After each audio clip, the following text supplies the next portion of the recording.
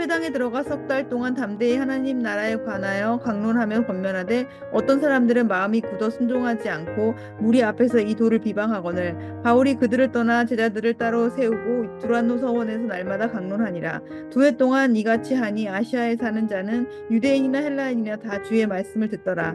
하나님이 바울의 손으로 놀라운 능력을 행하게 하시니 심지어 사람들이 바울의 몸에서 손수건이나 앞치마를 가져다가 병든 사람에게 얹으면 그 병이 떠나고 악귀도 나가더라.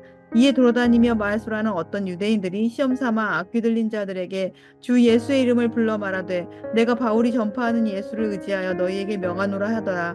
유대의 한 제사장 스게와 7 아들도 이 일을 행하더니 악귀가 대답하여 이르되 내가 예수도 알고 바울도 알거니와 너희는 누구냐 하며 악귀 들린 사람이 그들에게 뛰어올라 눌러 이기니 그들이 상하여 벗은 몸으로 그 집에서 도망하는지라. 에베소에 사는 유대인과 헬라인들이 다 이 일을 알고 두려워하며 주 예수의 이름을 높이고 믿은 사람들이 많이 와서 자복하여 행한 일을 알리며 또 마술을 행하던 많은 사람이 그 책을 모아 가지고 와서 모든 사람 앞에서 불사르니 그 책 값을 계산한즉 은 5만이나 되더라. 이와 같이 주의 말씀이 힘이 있어 흥왕하여 세력을 얻으니라.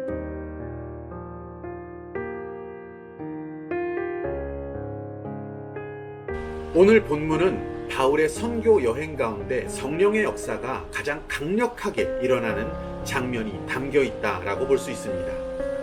에베소에 많은 사람들이 예수 이름으로 침례를 받게 됩니다. 불과 성령으로 침례를 받았고 그들은 성령의 은사를 누리게 되었습니다.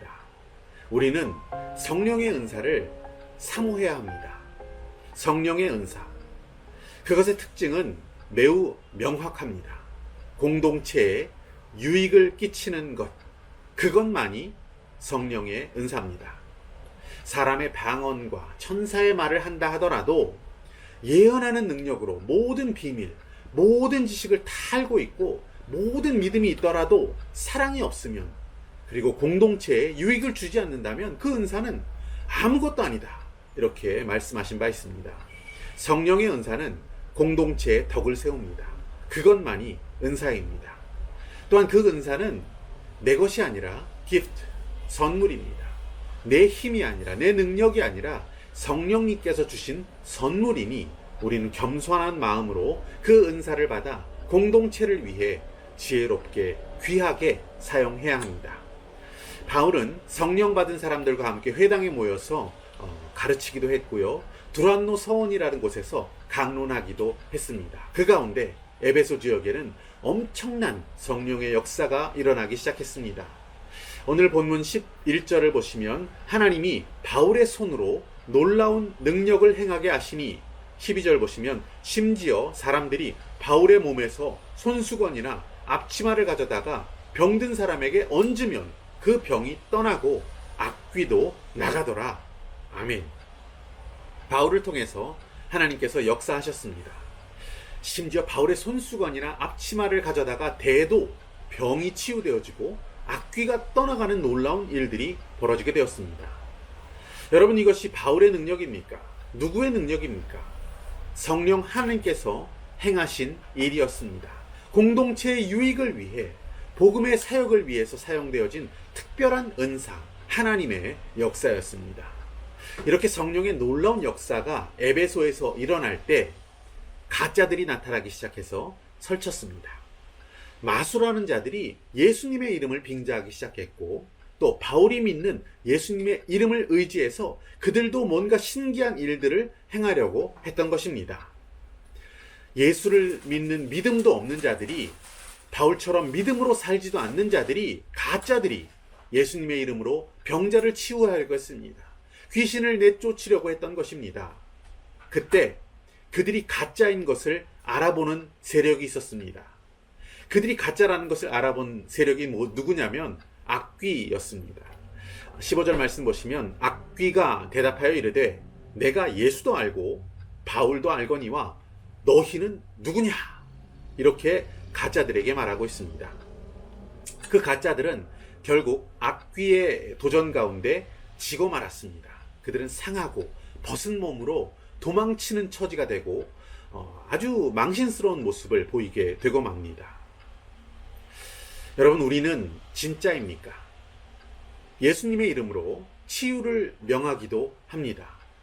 살면서 몇 번은 축사하는 기도를 하게 되기도 하고요. 축사의 명령을 자기 자신에게 또는 남에게 하기도 합니다. 더러운 귀신아, 예수 그리스도 이름으로 명하노니 떠나가라, 이렇게 명하기도 하지 않습니까? 하지만 때때로 우리는 위축되어지고 좌절을 느끼게 되는 경우가 있습니다.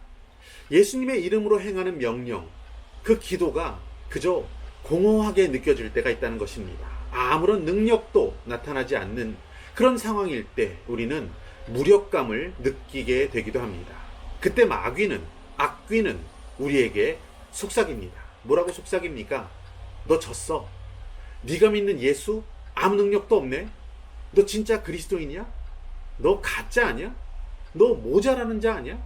니까진 믿음으로 무슨 기도야, 무슨 축사야, 관도. 이런 마귀의 속삭임에 우리는 도망가고 싶은 수치심을 느끼게 될 때가 있는 것이죠.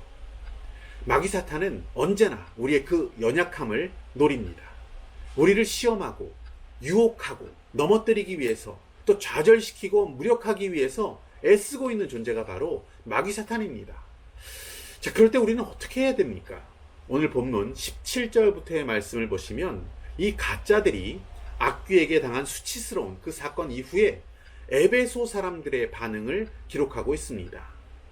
그들은 두려워하면서 주 예수 그리스도의 이름을 높이기 시작합니다.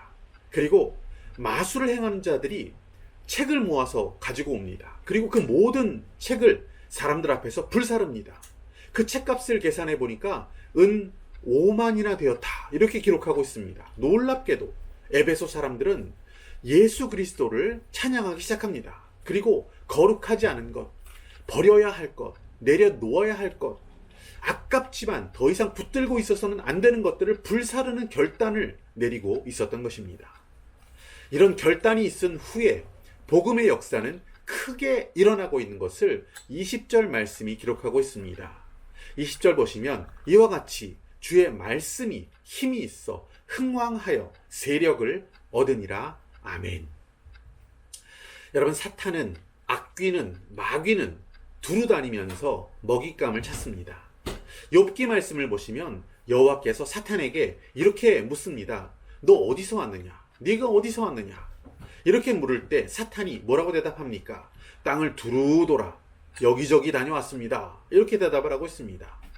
이 사탄의 대답은 베드로전서 5장 8절 말씀을 떠올리기도 합니다. 근신하라, 깨어라. 너희 대적 마귀가 우는 사자같이 두루 다니며 삼킬 자를 찾나니. 우리는 언제라도 사탄의 공격 대상이 될 수도 있다, 이런 사실을 의미하는 말씀입니다. 죄책감으로 또 의심 가운데 믿음 없음의 상태로 우리를 몰아넣습니다. 그리고 우리를 넘어지게 만들기 위해서 사탄은 지금도 두루 다니고 있다는 것이죠. 사탄의 먹잇감이 되어서 질질 끌려다니면서 수치와 모욕 가운데 살아가게 되는 것은 사탄에게 내가 잡아먹힐 기회를 준 것입니다. 먹잇감을 주고 있기 때문입니다. 하나님의 뜻에 어긋난 나의 습관, 악한 생각, 비판적인 말들, 내려놓아야 할 세속적인 욕망, 버려야 할 세상 가치, 이것이 바로 사탄의 먹잇감이 될 수 있다는 것입니다. 은화 5만 개, 무려 은화 5만 개에 해당하는 책들을 불태운 마술사들의 결단 가운데 에베소에는 영적인 회복과 부흥이 찾아왔습니다. 그처럼 우리에게도 그러한 결단, 그런 내려놓음, 그런 포기와 희생이 필요합니다. 예수 이름의 능력을 경험하는 참신앙의 길을 걸어가기 위해, 부흥과 회복을 경험하는 인생을 살아가기 위해, 그리스도 예수 안에 있는 풍성한 삶을 누리기 위해 우리는 오늘 에베소 사람들이 내렸던 그 결단을 내릴 수 있기를 원합니다.